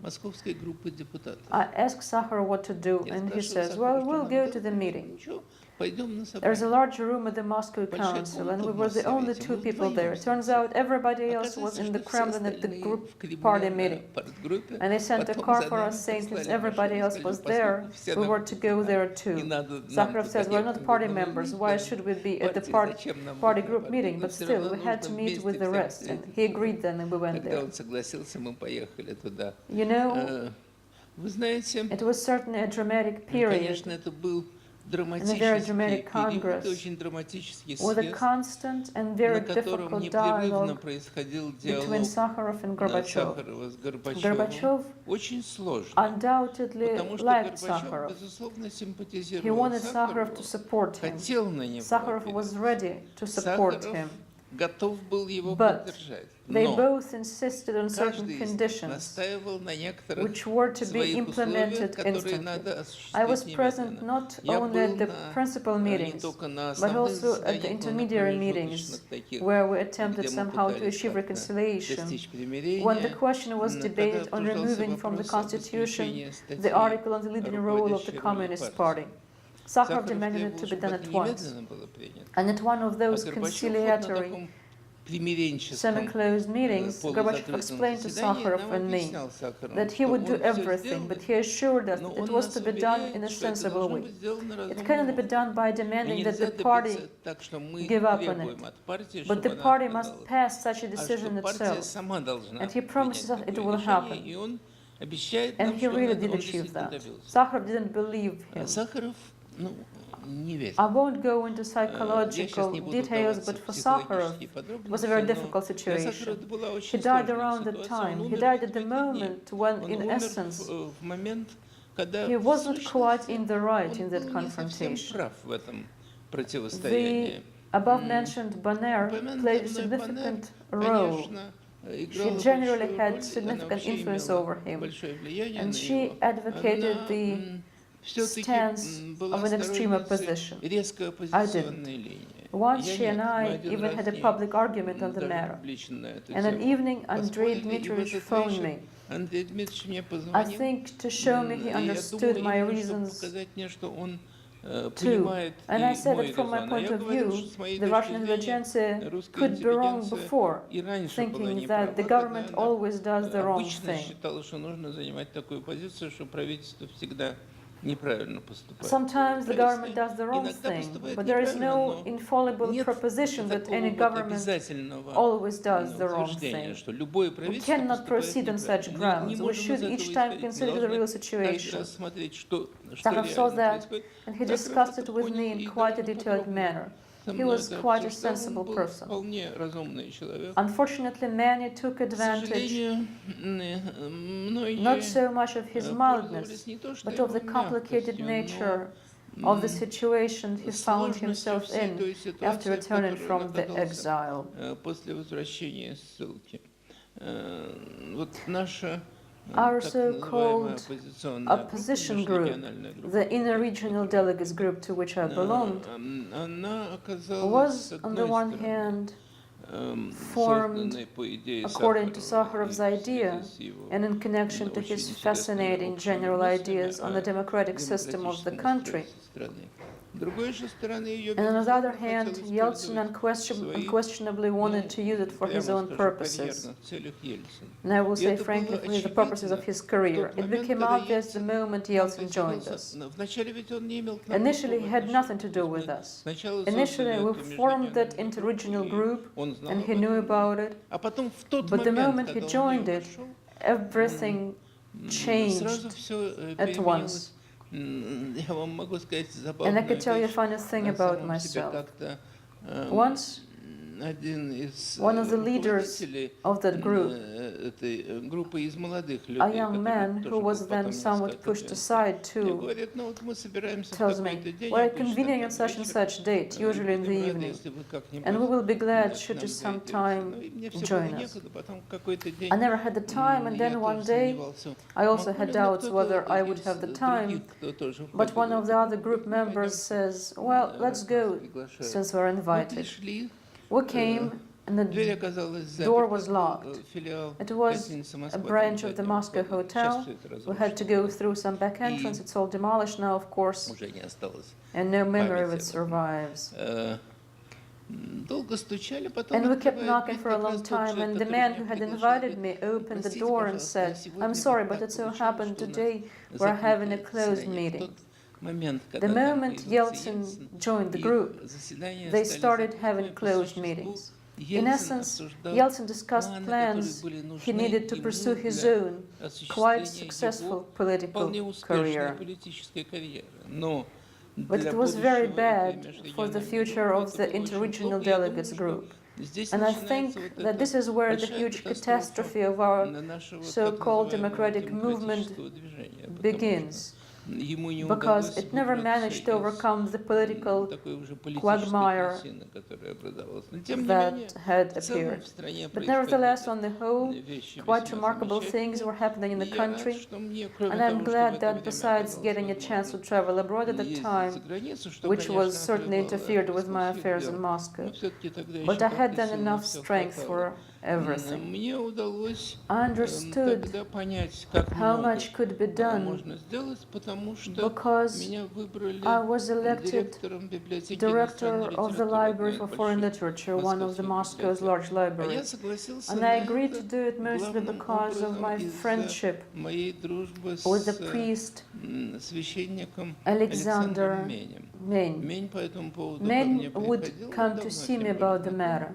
We'd known each other for a long time, and he would explain to me that I should agree, because people like us should hold positions. People like us shouldn't just be talking, we should be doing something. And when I became director of the library, he participated in our work very actively, and in particular had a wonderful idea to organize a dialogue of religions, of Christianity and Islam. He offered to be the first participant of the dialogue. A mullah came from Kazan, and we had a meeting one evening where Mень and the mullah discussed the Muslim and Christian understanding of God. The idea was not to discover the differences, but to discover the common elements. Just think about it. It was the year 1989. No one understood the importance of it. Now it's almost obvious, and alas, it's too late now. And that was the right time for doing it. And Mень was one of the few people who understood it, but unfortunately I still think that it was one of the causes for having him murdered. Those who did not want him around were people who opposed the ecumenism in the broad meaning of the word. That is, opposed the attempts to unite different confessions not only within Christianity itself, because within the Orthodox Church, the idea itself provoked doubt. And Men's idea of the possibility of uniting different religions seemed entirely impossible. On that account, I have to tell you that in the situation I will describe to you shortly, after the failure of 1991 coup, I was asked to come to Gorbachev right after his return from the Crimea. I met Bakatin there, and Bakatin had just been appointed the Minister for State Security. And we spoke. I had a plan for the total dissolution of that institution, the KGB, and Bakatin was quite sympathetic with my plan, unlike many others. He nearly snatched my written proposal of the law on freedom from fear, and its very first article of the dissolution of the Committee for State Security, prohibition on its activity and so on. And I told Bakatin, don't you think that in the ministry you've been instructed with, somebody, say, one of the department heads, knows something about the motives for Men's murder and about the execution of the murder? He told me, I guarantee you, nobody knows anything at that low level. But at a far higher level, that's different. Later, I wrote an official letter, but Bakatin was about to be dismissed, so nothing came out of it. I'm going back to the 1991 coup. It was an important moment for me. At the time, I was the director of the Library for Foreign Literature. Generally speaking, already on Sunday, we knew something strange was going on, even though the coup started Monday. But on Sunday, we met Kopelev, whom I already mentioned. He flew in from Germany, and I had a car with a delegate's pass, and the police nonetheless stopped the car at the airport, and we knew something very unusual was going on. The coup organizers were trying to take over all the possible positions. although it wasn't the official beginning of the coup. In the morning, we heard what had happened. I'm on my way to the library, and I see that there are armored military vehicles in the street outside my window. They stationed military vehicles wherever they could station them. We have a printing shop. People come to me from newspapers and tell me the newspapers have been taken over. The independent newspaper, независимая газета, is shut down. I say, we have a printing shop. We'll print an issue of the independent newspaper. The people were utterly unprepared. What was remarkable about Lotman, he knew when to recur to undercover work. And Tretyakov, the chief editor of the independent newspaper, was reckless enough to call me on the phone and tell me, "Thank you so much, you're going to print our newspaper in your printing shop." And he said that over the phone. But those nincompoops were tardy enough that I wasn't being wiretapped at the moment. Many other times I was wiretapped like many others, but not on that tape.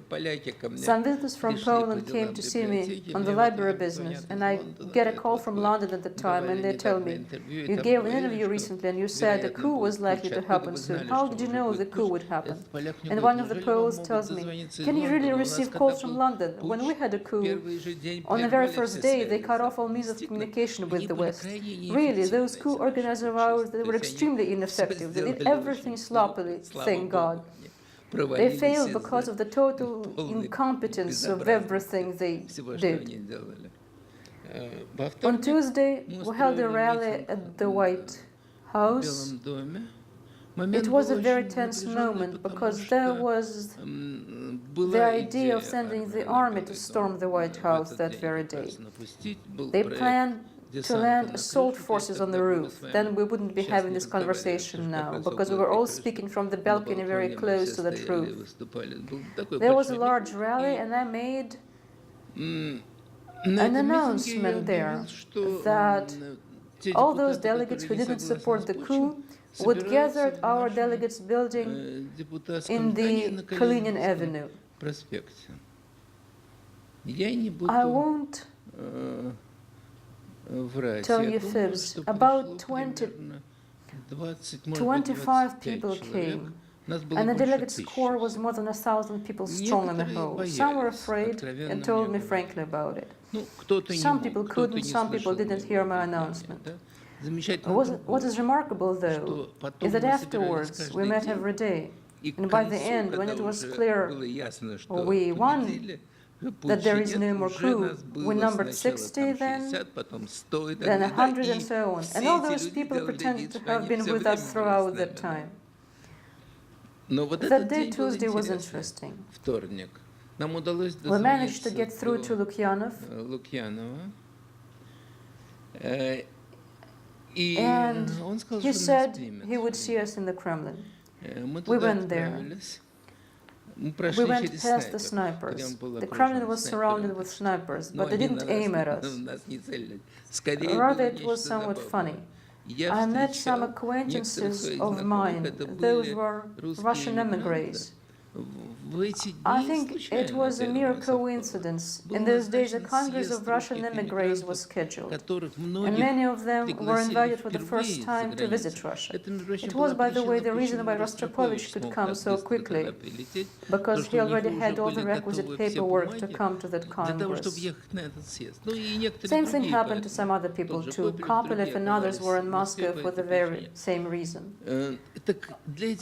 On that very day, a concert was held in the Kremlin for those emigres.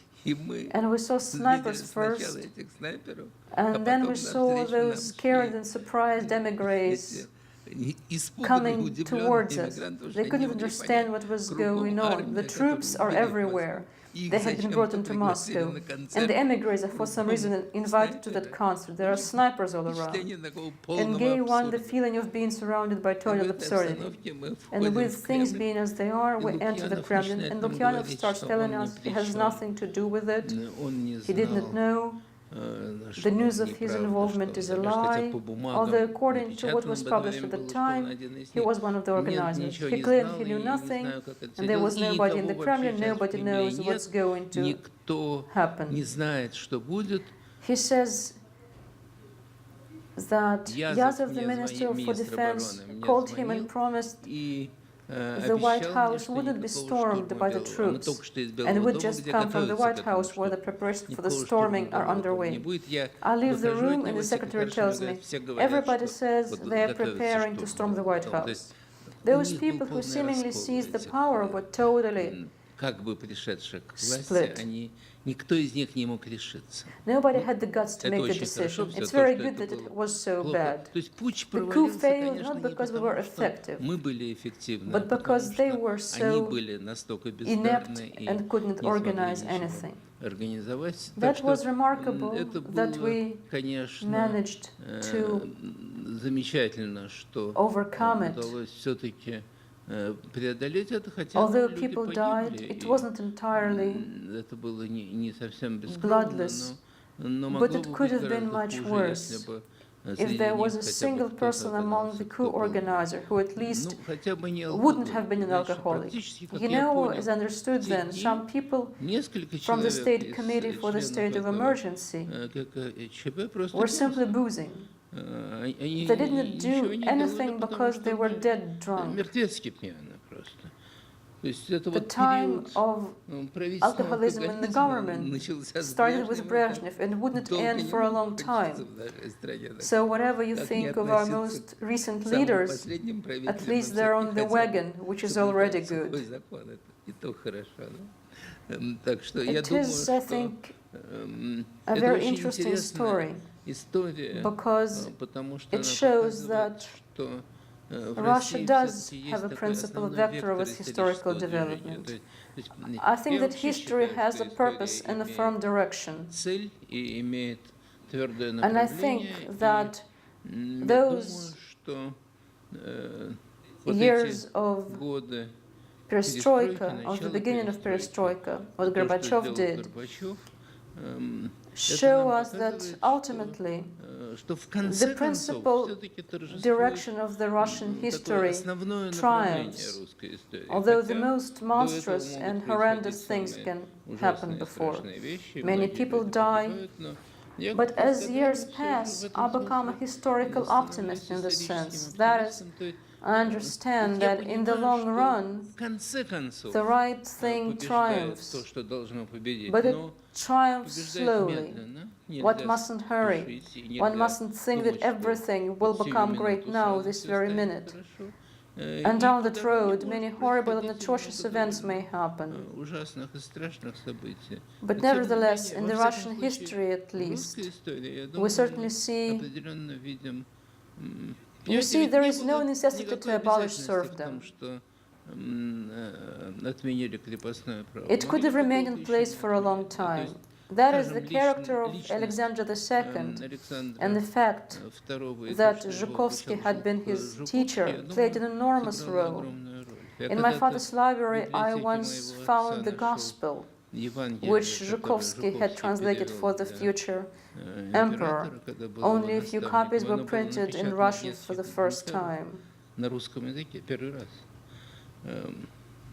It is the fact that it had been done that probably played a decisive role in Russian history. The very fact that one Russian emperor received a truly humane education and upbringing, a good and a kind man, a great poet taught him, he taught him certain basic principles of conduct. It was a miracle that it happened, and that Alexander could do so much.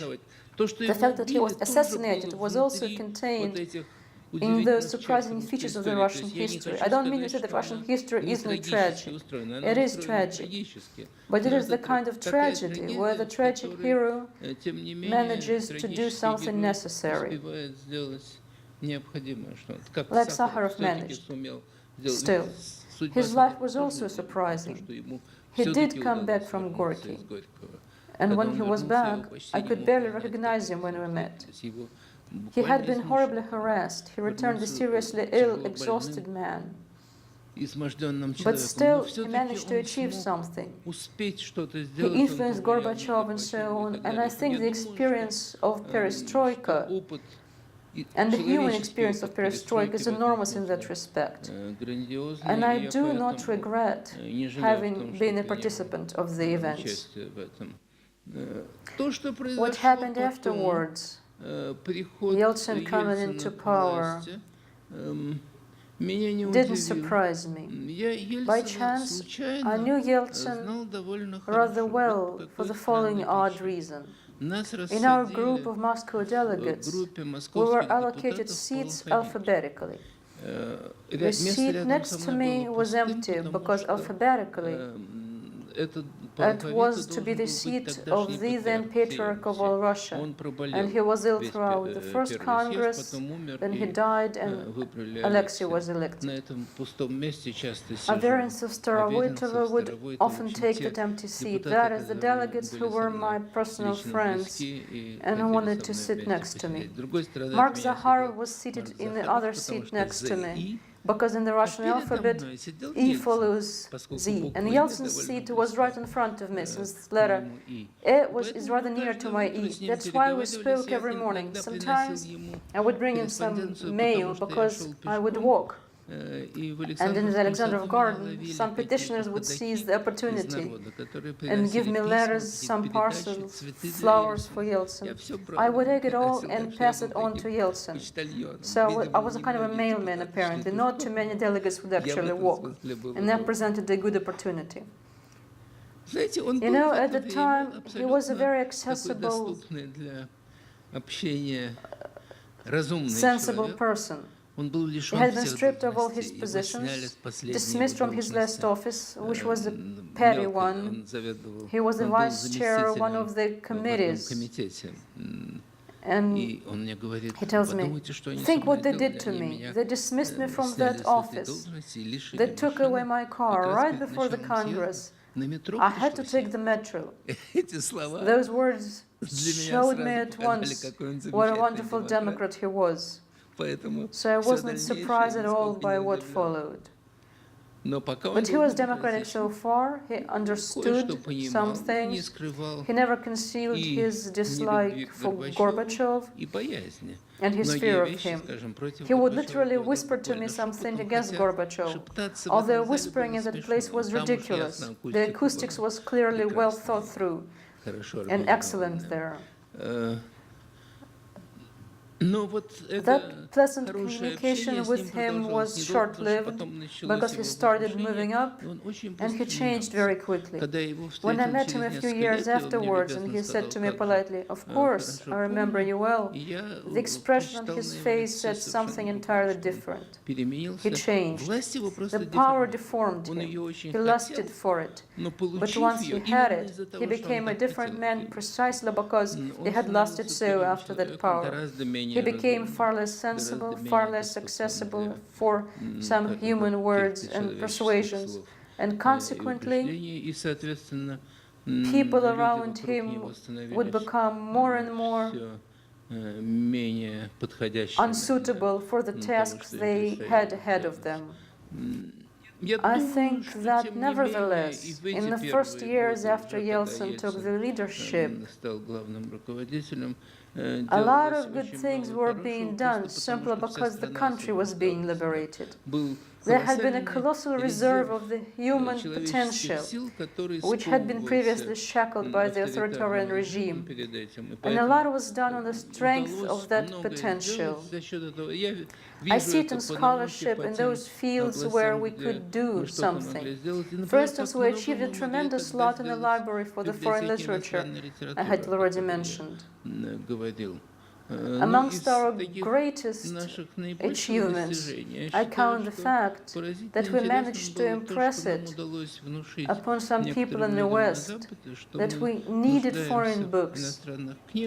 We discovered that many provincial town libraries in Russia had very few books in English, for instance.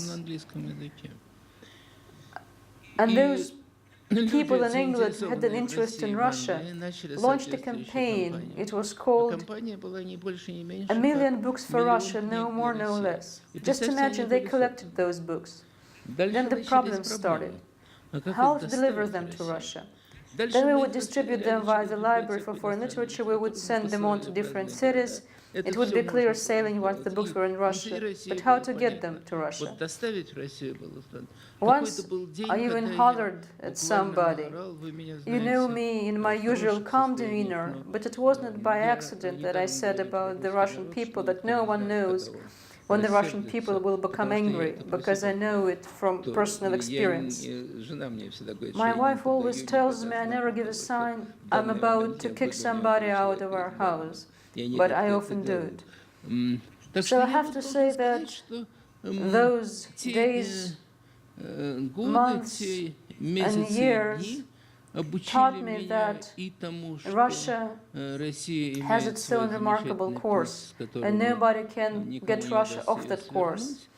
And that time taught me that many officials don't understand it and will continue to behave like scoundrels, because it's the only kind of behavior they know. And many will become such officials. That cannot be avoided. But we have to treat it in a calm manner, because we know that there is that major road, and we themselves mustn't stray from it.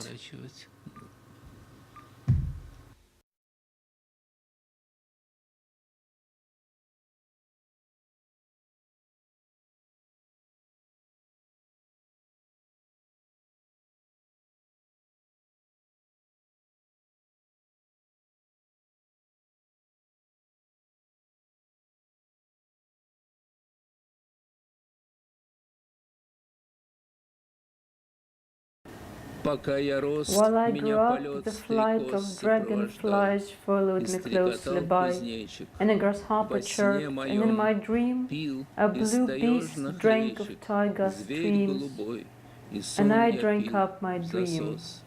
A symbiosis of a mushroom and an algae I comprehended when I saw lichen scouting the mysterious, and the flames of New Year candles were drifting by while I grew up. And birds would fly up to the sill to gorge themselves. I knew the scarletness of a bullfinch. I could be amazed at the emerald. There was a bug in a box, and speaking of it, I come to the page where the childhood glimmers faintly like a dawn.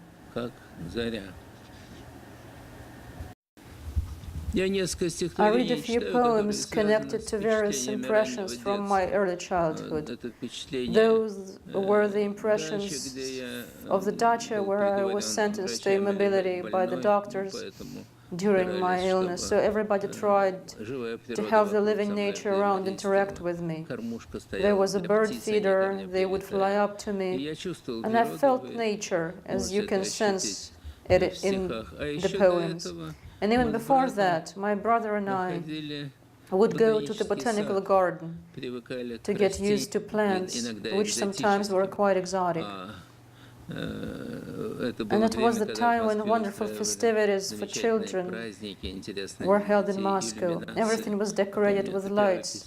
It was the first 5-year plan, and some equipment produced at various plants was exhibited and wonderfully backlit. And we were sent some toys from abroad, but there were some difficulties with them. The customs wouldn't let the toys my parents had sent us into the country. Foreign countries were interesting for us, because my brother and I were studying French, and we had a French governess, but we didn't like her much. That's the poem at the age of 4. Like blades are the leaves of Victoria Regia in the old Meshchanskaya botanical garden, and the red and dappled foliage ambassadors seem to bow to their majesty. My brother and I will be Frenchified in our walks, although the governesses in Bezbozhny, in a sausage shop, and at night we admire the ghostly lights like hundreds of fugees. Although the clockwork toys, the exotic things, are being protected from us by the customs barrier, we've been entrusted to a foreign umbrella, but the governess is wolfing down sausages in Bezbozhny. We were struck by the fact that that woman, an embodiment of the Western culture, as it were, eats raw sausages live. And we thought, what kind of West is that?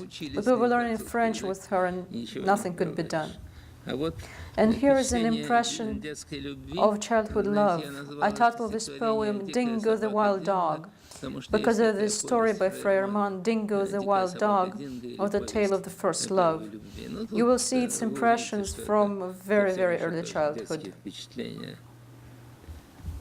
What a bait of youth it is to stay a passing hour, as if I chased down the smell of mango with the taste of whiskey, as if I hum tango, as if there is no inquisition, with slanted eyes like a Chinese woman, the queen maiden and slaves who meet at the volleyball court, where I dash about pointlessly. I should aim at the ball, but I stare at a fringe of hair slavishly, and I am already underground and seditious, and afterwards it will hurt for long.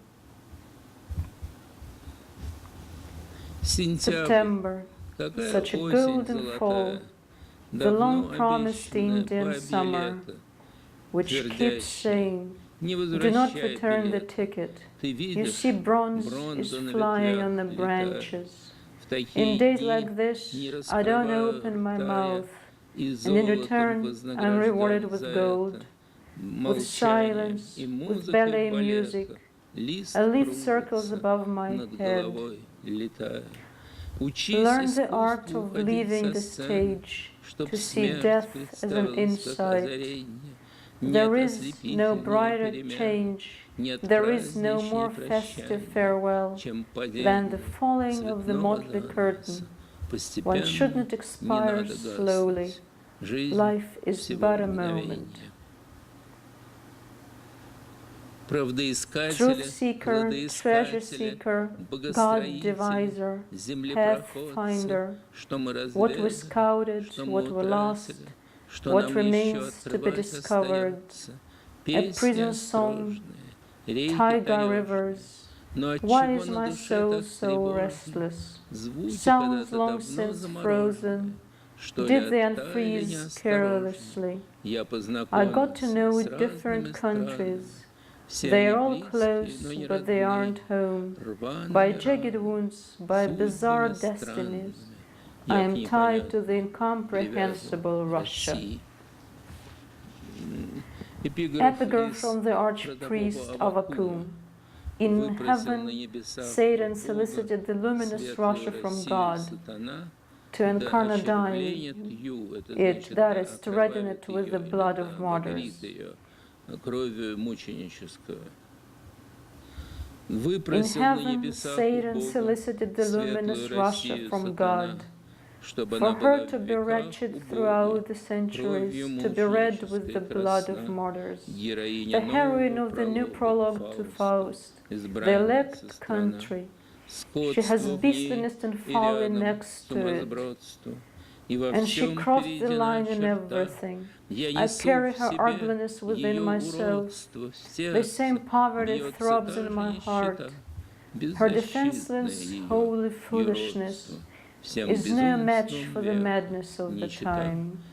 Here it is nothing but labor camps. Do you hear, God in heaven? We live dreamlessly and bottomlessly. If you can, resurrect us right here, for us to see the scarlet of the sky, which blazes over Russia.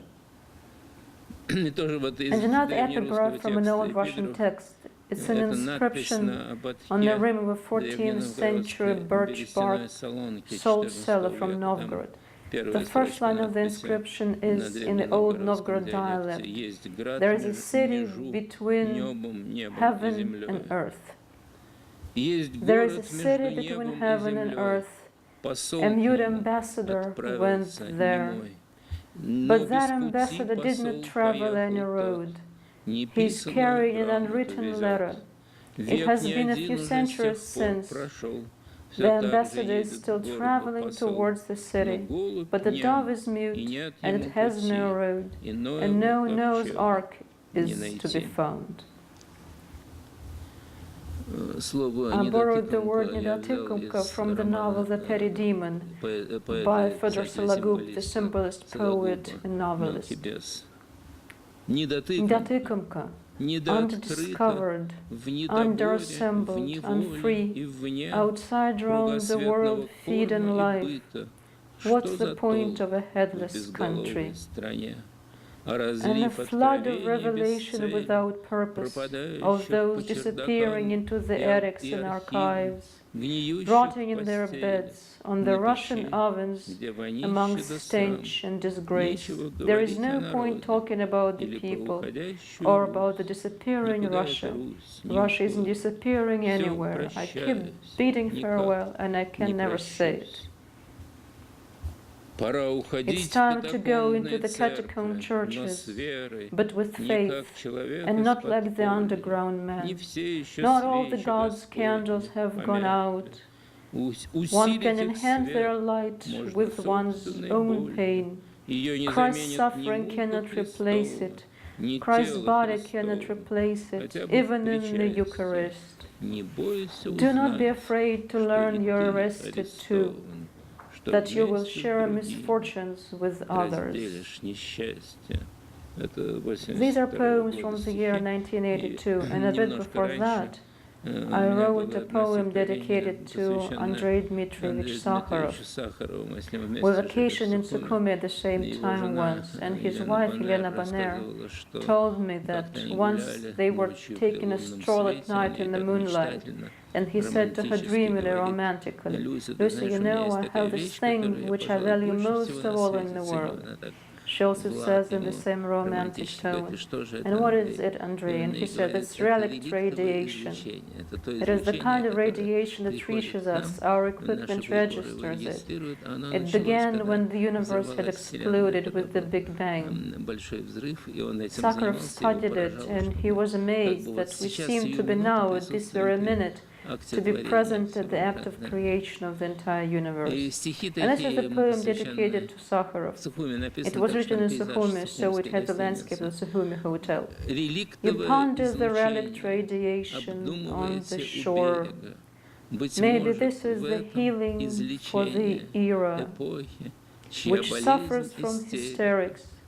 The relic's light is arriving through you, and the world ruffles and bristles like the naked eucalypt forest cresting near the hotel.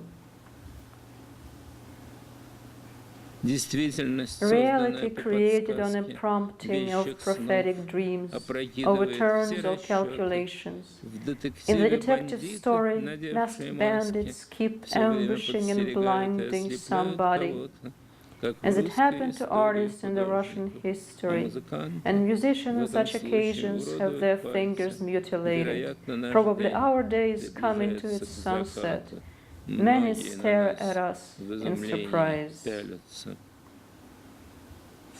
Everything seems to have come from a TV episode, but not for a mocker. And at the tower the empire would not let me go. And at the tower the Russian reality was in my dream. Where did I find such a country, for pity's sake? That even being far away from here, I can see the changing idols and the street muck, vice-regentesses and constellations of geniuses, and the same filth on the staircase, and the same stench at the building entrance, the mixture of the holy and the sinful, and not at all funny, of all that ultra aura of which yet not a word. Pushkin in his manuscripts wrote certain lines many times, and he also made drawings. He had many drawings of the 5 of his friends, of the hanged Decembrists, And on one of such drawings, he wrote the beginning of an unfinished poem. Its first words, "And I could have hanged." And it seems the words follow like a jester come then, but it's illegible. He could have hanged like a jester too, like a scarecrow in the kitchen garden. A poet wouldn't have been saved here. What is your Highness's pleasure? And he could have hanged like a jester amidst the executed in their robes.